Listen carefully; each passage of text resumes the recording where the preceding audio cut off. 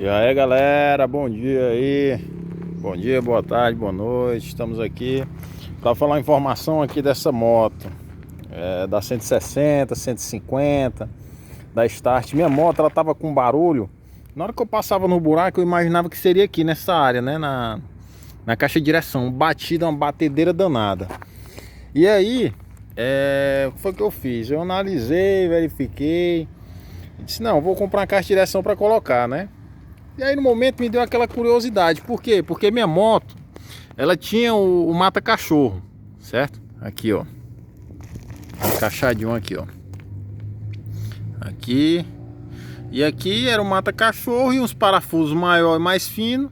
E aí beleza, quando eu tirei, certo? Que eu ia vender a moto, aí eu tirei o mata-cachorro, botei. Só que não acochei bastante, certo?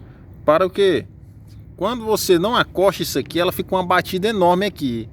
E aí eu tava imaginando que seria aqui na caixa de direção. Só que não era. Era aqui.